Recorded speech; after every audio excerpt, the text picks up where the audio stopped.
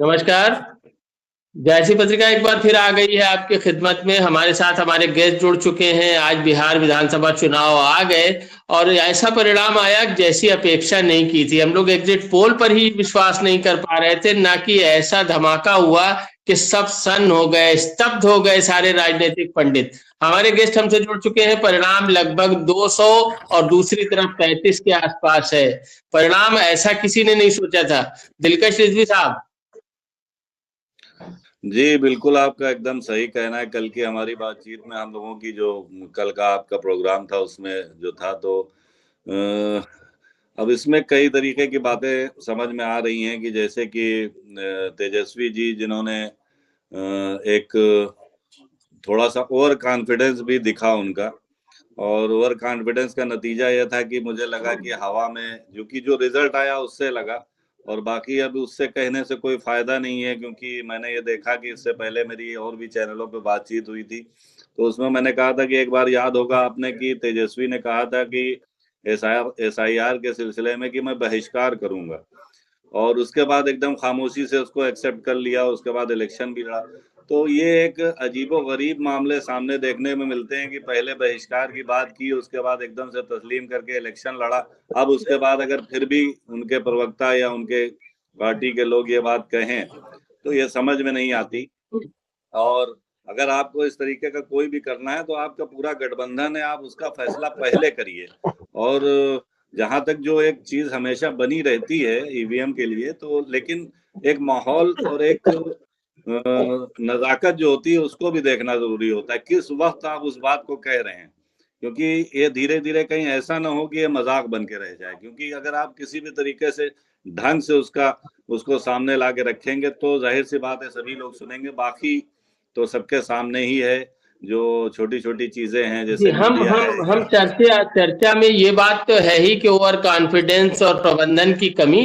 इसके अलावा क्या लोग, संजय कुमार जी आपसे सवाल है, क्या भारत के लोग या बिहार के लोग ऑपरेशन सिंदूर में भारतीय सेना जिस तरह से पाकिस्तान पर चढ़ रही थी और लगभग पीओके वापस लेने की स्थिति में थी, ऐसे समय पे सरकार ने युद्ध रोक दिया, वो क्या भारत के लोगों ने भुला दिया? भारत की जनता जो पीओके एक सपना था, मौका था, सरकार से कोई नाराजगी का इजहार नहीं किया बिहार के लोगों ने। उसके बाद RDX दिल्ली में आया, ब्लास्ट हो गया, गृह मंत्रालय से कोई शिकवा कोई शिकायत नहीं रही जनता को।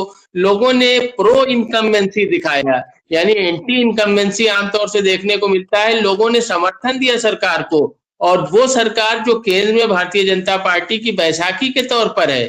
क्या देखते हैं, किस तरह से आप परिणाम को देखते हैं? देखिए, एंटी इनकम्बेंसी और प्रो इनकम्बेंसी मैं इसमें नहीं मानता हूँ।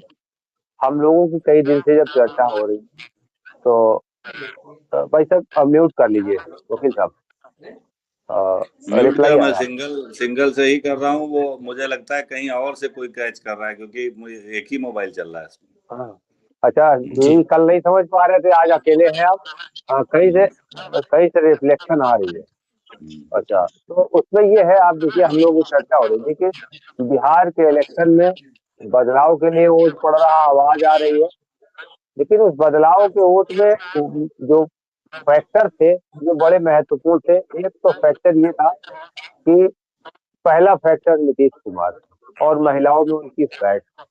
उसके बाद से वो 10,000 रुपए जो आ गए, उसके बारे में भी हमने आपसे बराबर चर्चा की थी कि ये कितना प्रभाव दिखाएगा, ये 14 नवंबर को ही पता चलेगा। दूसरा जो प्रभाव था वो ये था कि जन स्वराज पार्टी का 116 सीटों पर उसने चुनाव लड़ा और 9% वोट ले गई। तो ये बात बता रहा कि जो बदलाव का वोट शायद महागठबंधन को मिलना था, उसको जन स्वराज ने बहुत अच्छी तरह आकर्षित किया। 2-3 साल से उनकी मेहनत थी। हम लोग इस बारे में कई बार चर्चा कर चुके कि बिहार के चुनाव का आकलन लगाना बहुत मुश्किल है। यद्यपि हमारी ये मान्यता थी कि महागठबंधन, संजय कुमार जी, नहीं, इस बात ये से जो कोई यूथ इनकार का नहीं वोट, करेंगे। जो बेरोजगारी और पलायन के मुद्दे पर जनसुराज चुनाव लड़ रही थी, वो सारा वोट क्या महागठबंधन का ही ट्रांसफर हुआ? एनडीए का कोई वोट नहीं, जबकि सरकार उनकी थी, नाराजगी उनसे होनी चाहिए थी। देखिए, 9% वोट चला जाना वो एक मायने रखता है। बाकी तो जब रिजल्ट आएगा और 9.75 एक बड़ा वोट शेयर है उनका। 10% वोट उसका। और दूसरी बात देखिए, भाजपा का जो युद्ध कौशल है, जो उसका चुनाव प्रबंधन है, उसके बारे में देखिए।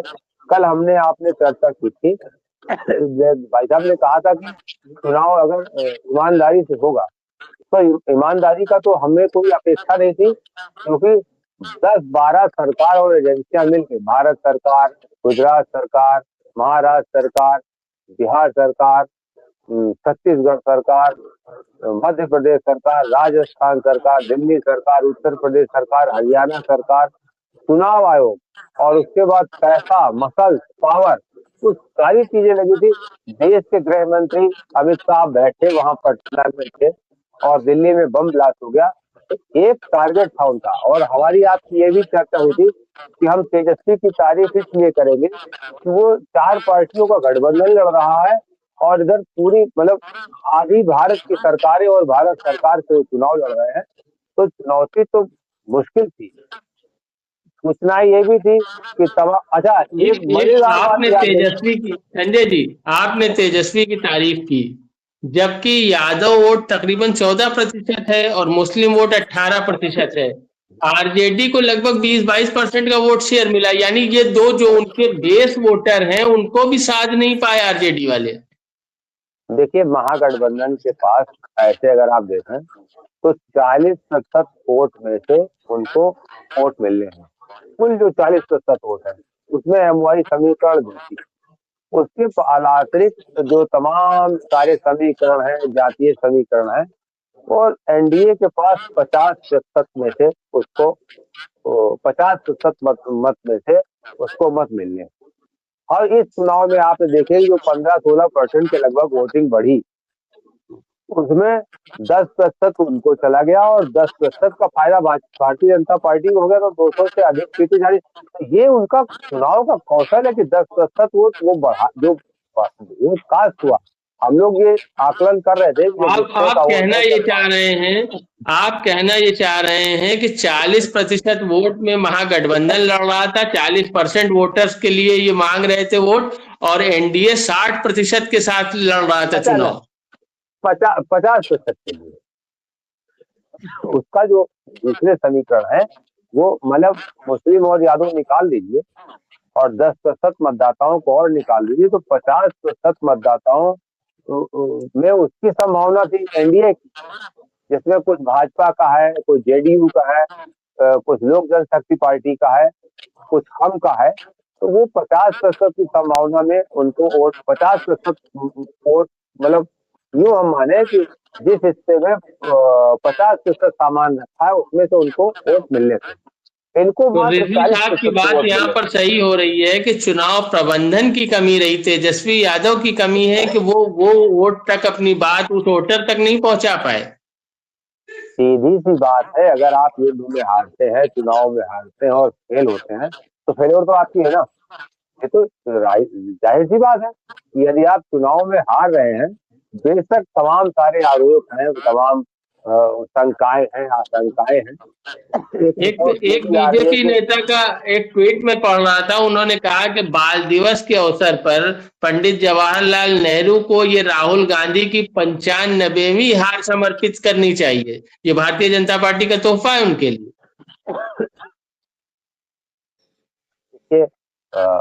लोगों के अपने अपने तरीके हैं बात करने के, और उसके बारे में कोई टिप्पणी नहीं करेंगे हम लोग। तो ये हमारा क्या, खुद भारतीय जनता पार्टी 160 का ऐलान कर रही थी, 200 का आ गई। चुनाव सारे मतलब जितने भी विश्लेषक थे, 2 दर्जन से अधिक एग्जिट पोल आए, वो सारे खारिज हो गए।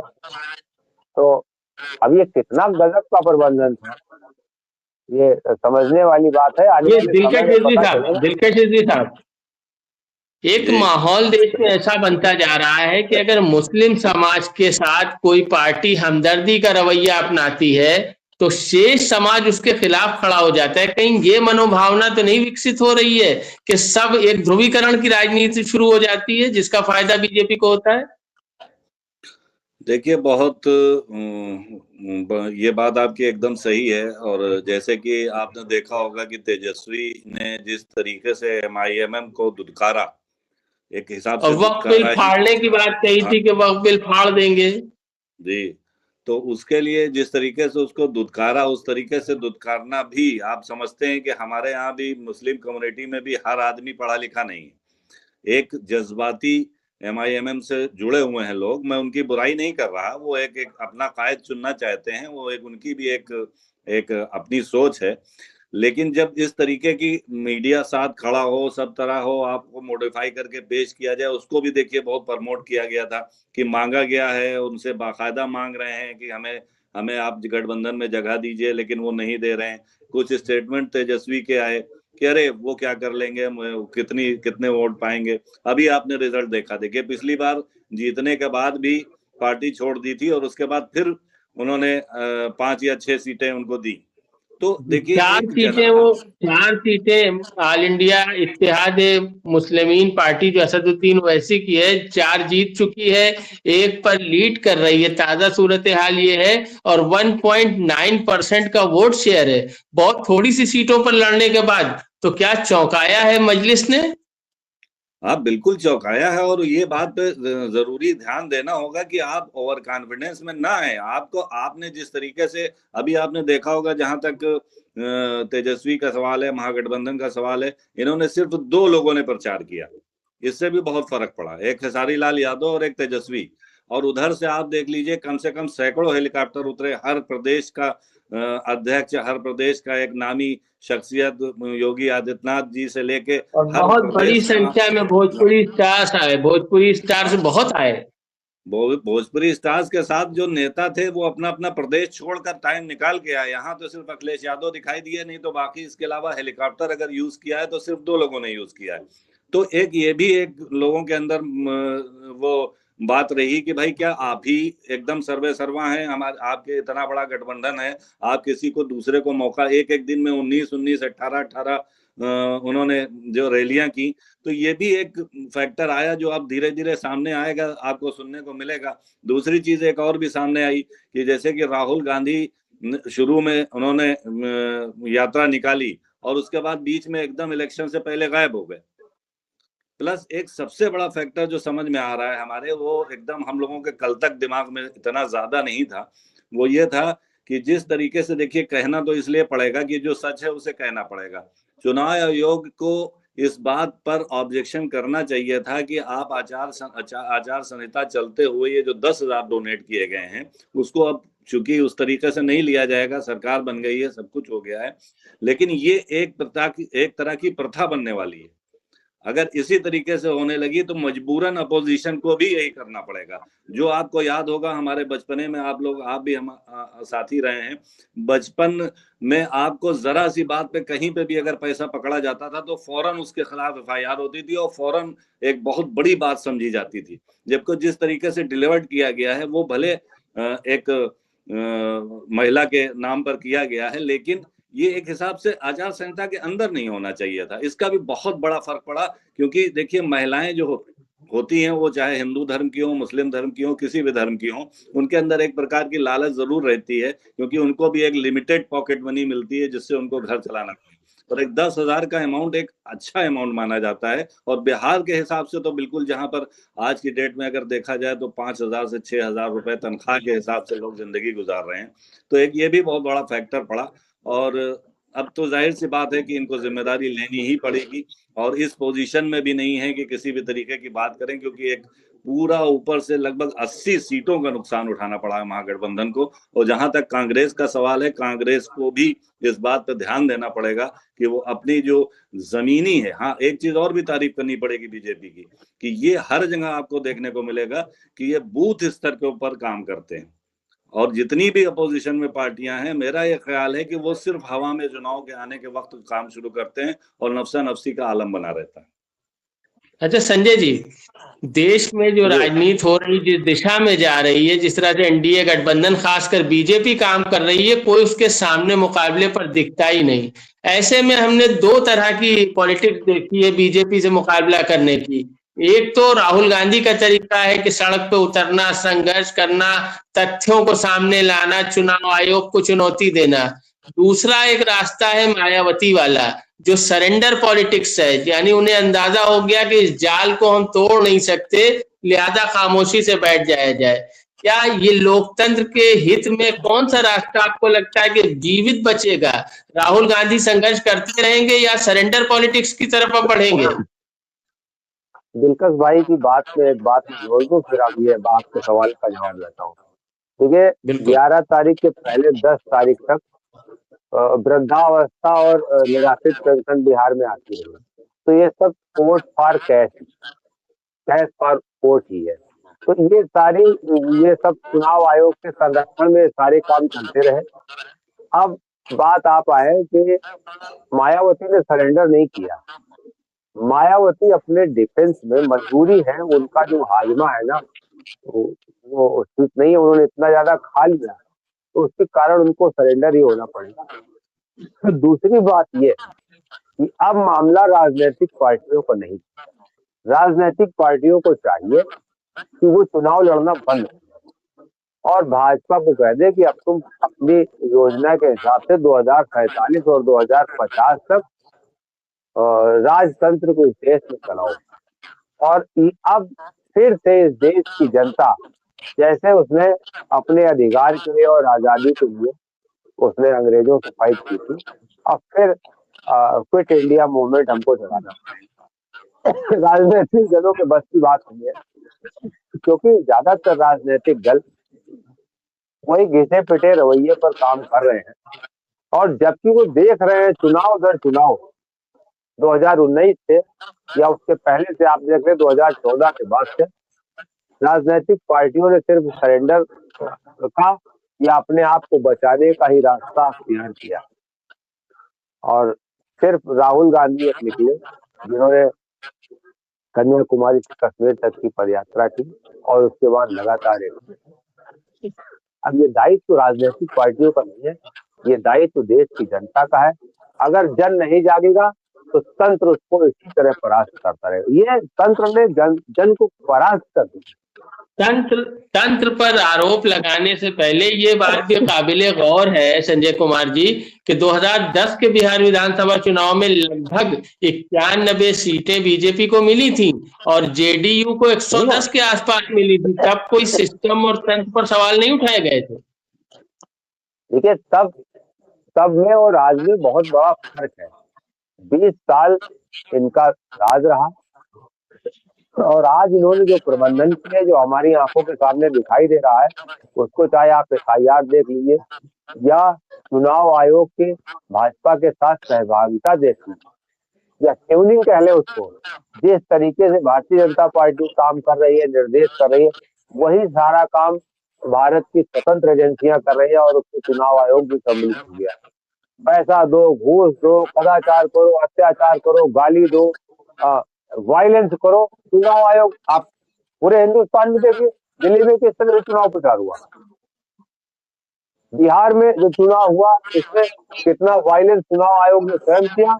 और ये जो पैसा बांटने वाला मामला, और आप देख लीजिए कि कितने लोगों ने बिहार में वोट डालने के पहले दिल्ली में वोट डाला, हरियाणा में वोट डाला, पंजाब में वोट डाला, हिमाचल में वोट डाला, उत्तराखंड में वोट डाला, उत्तर प्रदेश में वोट डाला, और जाके वहां भी तो अरे सरेआम उनकी प्रोफाइलें प्रकाशित है, तो उन्होंने वहां भी वोट डाला। चुनाव आयोग क्या किया? लाखों लाख जी, जब परिणाम इस तरह के आ रहे हों जिसमें बिल्कुल क्लीन स्वीप दिखाई दे रही हो, लगातार एक के बाद एक स्टेट में इसी तरह के परिणाम आ रहे हों, ऐसे में विपक्षी दलों के पास क्या बचता है रास्ता? अब आगे क्या उम्मीद देखते हैं आप? देखिए, इसमें सबसे बड़ी बात तो यह है कि जो बात सच है, मीडिया में उस तरीके से स्पेस नहीं मिलता है विपक्ष को, जिसका बहुत बड़ा फर्क पड़ता है। कल मैंने आपसे कहा था कि जितने भी अर्बन एरिया हैं वहां पर वो डिश टीवी को ही न्यूज समझा जाता है, कोई सर्च करके न्यूज जो ऑथेंटिक है ढूंढने की कोशिश नहीं करता है।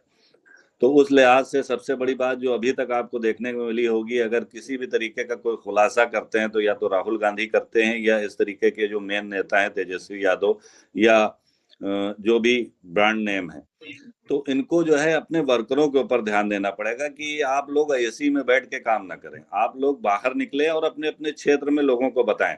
जहां तक जनता का सवाल है, जनता जो है वो पूरी तरीके से इलेक्शन के टाइम एकदम से पोलराइज हो जाती है और एकदम से उसको ये समझ में नहीं आता है, वो एक जो होड़ ऐसी लग जाती है। वो आपने अब निकाय चुनावों में भी देखा होगा कि ये 2 दिन पहले कुछ और होता है और उसके बाद कुछ हो जाता है, वो एक शुरू से चलता चला आ रहा है। जहां तक बात पहुंचाने की बात है, जब तक दर्शकों तक जब तक जनता तक बात नहीं पहुंचेगी, तब तक आप उसको उस तरीके से फैला नहीं सकते। आपने देखा होगा इतनी इतनी बड़ी बड़ी प्रेस कॉन्फ्रेंस की, आप देखिए मेन मीडिया जो जिसको गोदी मीडिया कहा जाता है, उसमें किस तरीके का स्पेस मिला। राहुल गांधी को भी स्पेस नहीं मिला। यहाँ तक कि आप न्यूज़पेपर उठा के देखिएगा तो आपको लगभग लगभग हर पेज पे मोदी जी का तो चित्र नजर आएगा किसी न किसी तरीके से, लेकिन आपको विपक्ष का कोई एक छोटा सा कॉलम दिखाई देगा। ये एक यहाँ की प्रक्रिया हो चुकी है जो आप पिछले कई सालों से देखते चले आ रहे हैं, जिसको आपको अपने ही टेक्निक के जरिए इसको आपको भेदना पड़ेगा।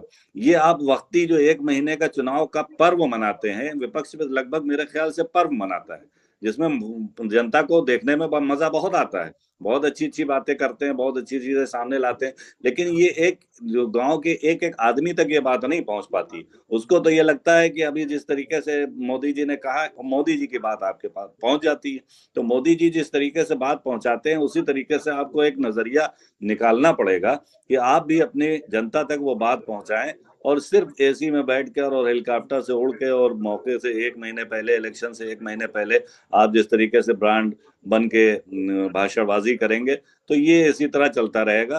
क्योंकि देखिए ये तो सच है कि हर तरीके से एनडीए को पूरा सपोर्ट मिलता है, हर तरीके से मिलता है और उसका उनको फायदा भी मिलता है। लेकिन चूंकि देखिए एक सोच है जो जाहिर करते हैं जितने भी महागठबंधन की पार्टियां हैं कि हमको देखिए जनता के लिए चलना है, तो ये सारी बातें जनता तक पहुंचानी जरूरी है। उस तरीके से पहुंच नहीं पा रही हैं, वो अलग बात है। जो सर्च करके देखते हैं उन तक पहुंचती है, लेकिन ये हर आदमी नहीं, मुश्किल से 10 से 15% लोग इस तरह का न्यूज सर्च करते हैं, नहीं तो वो सिर्फ टीवी को देख के ही सब कुछ सच समझते हैं। और ये भी एक बहुत ही कड़वा सच है कि अगर आप 100 बार झूठ बोलेंगे तो लोग उसको सच समझना शुरू कर देंगे, यहाँ तक कि आप खुद उसको सच समझना शुरू कर देंगे अगर अपने लिए भी आप 100 बार झूठ बोलेंगे। संजय जी, अगर किसी समाज के तबके को मुफ्त राशन मिल रहा हो, योजनाएं उनकी महिलाओं को मिल रही हो, धर्म के नाम पर भी बहुत कुछ परोसा जा रहा हो, तो आखिर वो क्यों वोट न दे उस दल को? बिल्कुल, देखिए वकील साहब ने जो बातें कही दिनकर साहब ने, सब बड़ी महत्वपूर्ण है कि चारों तरफ से जो संयंत्र है, जो व्यवस्था है, हमने तो स्टेटों की बात की थी, छूट गया था मीडिया के इस तरीके से, वो भी सरकार के साथ ही है और क्योंकि सरकार का ही है। अब आप देखिए, आपका जो सवाल है, एक छोटी सी बात आप देखिए, जब एक कंबल बंटने को होता है तो कितने लोग 2-2, 3-3 दिन का हर्जा करके कंबल के लिए आते हैं। मतलब एक आदमी की न्यूनतम दिहाड़ी 300 रुपए है, लेकिन 200 रुपए के कंबल के लिए वो 3 दिन हर्जा करता है। ये उत्तर प्रदेश का मैं आलम बता रहा हूँ, और बिहार तो यहाँ से बहुत पिछड़ा है। और उस स्टेट में अगर 10,000 रुपए कैश महिलाओं को चला जाए इलेक्शन के 2 महीने पहले, और वृद्धावस्था पेंशन उसके खाते में 11 तारीख को वोट डालना है, 10 तारीख को वृद्धावस्था पेंशन आ जाए, 6 तारीख को उसको वोट डालना है, 5 तारीख को उसको किसान सम्मान निधि है या निराश्रित पेंशन आ जाए। अच्छा, ये तो डायरेक्ट मनी ट्रांसफर से चला गया सरकार के द्वारा, और जो नगद पैसा अरबों खरबों रुपए वहां चुनाव में बांटा गया, वो भी है सरकार। ये सारी बातें रही, तो ये हमारा दुर्भाग्य है हमारे देश का कि अभी जो नागरिक है ना, वो अपने आप को ये नहीं समझ पाया कि मैं इस देश का नागरिक हूँ, इसके प्रति मेरा दायित्व है। तो देश में बड़ी जरूरत है सिटीजन एम्पावरिंग की कार्यशाला चलाने की। नागरिक सशक्तिकरण इस देश से बहुत अनिवार्य है। मैंने जो बात कही आपसे कि राजनीतिक पार्टियों को अब इलेक्शन नहीं लड़ना चाहिए, अब सिविल सोसाइटी को और देश के जागरूक नागरिकों को नागरिक सशक्तिकरण की कार्यशाला चलानी चाहिए, और वो सरकार के समक्ष वैसे खड़े रहे जैसे आजादी आंदोलन में आजाद हिंद फौज के या हमारे स्वतंत्रता संग्राम सेनानी खड़े। राजनीतिक पार्टी से तो इस सरकार को, इस व्यवस्था को संजय एक जी, पैसे का संजय कोई जी, चिंता नहीं, आपकी कोई डर नहीं। आवाज में कुछ समस्या हो रही है, क्लियर आवाज नहीं आ रही है। हम दिलकश जी से ये आखिरी सवाल करते हैं, प्रोग्राम को विराम देते हैं। दिलकश जी, कांग्रेस जैसी इतनी बड़ी पार्टी, इतनी पुरानी पार्टी, वो बिहार चुनाव में 6 से 7% तक वोट पाती है। 1.9% मजलिस पा जाती है ओवैसी साहब की पार्टी, 9.75 स्वराज पा जाती है। तो कांग्रेस के लिए कितना बड़ा सबक है यहाँ पर? नहीं, ये बात समझनी होगी। देखिए, यही बात उनको समझनी होगी। उन्होंने जिस तरीके से पहले प्रचार किया और पूरी तरीके से यात्रा निकाली, उस तरीके से जो भीड़ जुटी, वो आपको देखने को लग रहा होगा कि एक पूरी तरीके से हवा चलने वाली है कांग्रेस के लिए। लेकिन नतीजा क्या निकला? नतीजा ये है कि बिहार के की जनता है, वो अभी इस वक्त ये महसूस कर रही है कि आप जो है सिर्फ हमारा बिहार का ही नेता हमको बनाना है, या तो नीतीश कुमार को या तो तेजस्वी को। इसमें हर पार्टी को अपनी अपनी एक हद को मुय्यन करना पड़ेगा। अभी देखा होगा आपने, सीट बंटवारे में अंदरूनी हुआ, जो बाहर नहीं आ पाया, कहीं पे दोनों लोगों को लड़ना पड़ा। तो ये बारीक बारीक चीजें, जब आप किसी 5 साल का मसला होता है, इतनी बड़ी पार्टी से आपकी लड़ाई है, तंत्र से लड़ाई है, हर तरीके से आपको उसको फेस करना है, तो ये आप छोटी छोटी बातें करके नहीं निकल सकते। सिर्फ मजमे को देख के आप ये बात नहीं कह सकते कि हम तो हवा में जीत रहे हैं। अब देखिए, पता नहीं, अभी खेसारी लाल यादव का पता नहीं चला कि जीते कि हार गए, लेकिन जिस तरीके से 7,000 वोट से तकरीबन हार गए हैं, 7,000 वोट के मार्जिन से। हाँ, और वो और ओसामा तो शायद मैथिली जीत गए। ठाकुर इन एक्सपीरियंस होने के बावजूद और राजनीति की एबीसीडी न जानने के बावजूद जीत गई हैं। हाँ, वही कह रहा हूँ। तो देखिए, ये क्या दर्शाता है? एक मैथिली की जो सीट निकली है, वो एक सिंगर थी, वो एक भजन को प्रमोट करती थी, एक बहुत अच्छा गला यूज करती थी, एक कलाकार थी, और वो उसकी बहुत एज नहीं थी, लेकिन उसको उस तरीके से प्रमोट किया गया कि आज की डेट में वो एक अच्छे वोटों से वहां पर इलेक्शन जीती। और वो इस यंगेस्ट एमएलए का रिकॉर्ड हुआ है, बिहार असेंबली में यंगेस्ट एमएलए बनी है मैथिली। हाँ, ये यंगेस्ट एमएलए बनी। तो देखिए, ये छोटी छोटी बातों को, अब ये जो आपको देखने को मिला, इसमें कतई पहले भी मैं कह चुका हूं कि बीजेपी चाहे यूपी में हो, चाहे इंडिया में हो, या किसी भी प्रदेश में हो, बीजेपी का वाकई में बूथ स्तर के ऊपर पूरा जिम्मेदारी दी जाती है। एक एक मोहल्ले की, एक एक गांव की जिम्मेदारी दी जाती है, और उसको उसी तरीके से, ये नहीं कि एक दिन जाके समझाया जाए, बाकायदा उसको जाके समझाया जाता है कि मोदी जी ने ये किया, मोदी जी आगे ये करने वाले हैं, देश हमारा बहुत आगे जा रहा है। जब आप किसी को घर की तरह समझाइएगा, तब आपको उसको समझाने में आप कामयाब होंगे। सिर्फ रैली में आप भाषणबाजी करके 4 मिनट में आप उसको कुछ नहीं समझा सकते। तो इस लेवल पर जब तक काम नहीं किया जाएगा, तब तक आपको उस तरीके का रिस्पांस नहीं मिलेगा। और जहां तक सवाल है, देखिए, इस तरह की चीज केरल है, या इस तरह की चीजें हैं जहां पे बहुत ज्यादा पढ़ाई लिखाई के लोग करने वाले लोग मौजूद हैं, उनको ज्यादा जल्दी समझ में आ जाता है। यहाँ पर से क्या है, एक मजदूर सिर्फ काम करता है, उसको इतनी मेहनत करके वो जब घर पे लौटता है, तो जाहिर सी बात, एंटरटेनमेंट के लिए कुछ गाना या फिल्म देखता है। उसको तभी याद आता है जब इलेक्शन याद आता है, उसको भी एक पर्व की तरह मनाता है। और ये तो शुरू से होता चला आ रहा है। आपको पता होगा कि जब भी इलेक्शन होता है, तो 500 रुपए और शराब के ऊपर बहुत सालों से, ये नहीं है, कोई नई चीज नहीं है, लेकिन ये चीज जरूर खतरनाक है कि जिस तरीके से अब पार्टी लेवल के जरिए एक अकाउंट में पैसे जाने लगे हैं, ये आगे चल के कहीं ऐसा ना हो कि यही विपक्ष भी शुरू कर दे। तो ये सबसे बड़ा नुकसान अगर होगा, तो वो हमारे देश का होगा, हमारी जनता का होगा। हम किसी एक पार्टी की तरफ से बोलना नहीं चाहते, हम मुस्तकबिल को देख के बोल रहे हैं कि ये राजनीति इतनी बुरी स्थिति में पहुंच जाएगी कि सिर्फ जिसका पैसा, उसी का बोलबाला सामने नजर आएगा। संजय जी, आखिरी सवाल आपसे भी करके प्रोग्राम खत्म करते हैं। ये उद्धव ठाकरे के बाद तेजस्वी यादव खत्म, क्या अखिलेश यादव के लिए भी खतरे की घंटी बज गई है, क्योंकि कोई टिक नहीं रहा एनडीए के सामने? देखिए, ये भारतीय जनता पार्टी 2 सीट से और 300 सीट से ऊपर तक चली गई, 400 का उसका चैलेंज था। और बिहार में वो हमेशा तीसरे नंबर की पार्टी रही, ठीक है, और आज वो 1 नंबर की पार्टी हो गई है। ये राजनीति है, ये आपके श्रम पर निर्भर करता है। और जन स्वराज पार्टी 2 ही 3 साल के पहले अटेम्प्ट में 10% वोट ले आई, और पहले अटेम्प्ट में जो है आपका आम आदमी पार्टी 28 सीट दिल्ली में लाए, ये राजनीति है। भविष्य में इसको भविष्य में शीर्षक से इसकी भी संभावनाएं हैं कि अगला चुनाव एनडीए या बीजेपी बनाम जनसुराज हो, क्योंकि तेजस्वी यादव की ऐसी करारी शिकस्त हुई है कि शायद ही दोबारा उनका कैडर खड़ा हो पाए। अरे अभी तो हमको कई चीजें देखनी है ना, कि जनता दल असली और जनता दल नकली भी हो, जनता दल यूनाइटेड असली और जनता दल यूनाइटेड नकली भी तो हो सकता है। अभी राजनीति तमाम बिहार में, अभी तो बिहार में भाजपा की राजनीति अब शुरू हुई, अभी तो वहाँ क्या होगा ये भी देखने वाली बात है। जेडीयू को अगर उसने खत्म करने पे आमादा थी तो क्या जेडीयू बचेगी, ये बड़ी चुनौती, क्योंकि जो चरित्र है भारतीय जनता पार्टी का। आज का ऐसा कोई सगा नहीं। संजय कुमार जी, दिलकश रिजवी जी, आज का समय हमारा पूरा हुआ। कल फिर किसी बर्निंग टॉपिक के साथ चर्चा करेंगे। बहुत शुक्रिया, बहुत धन्यवाद।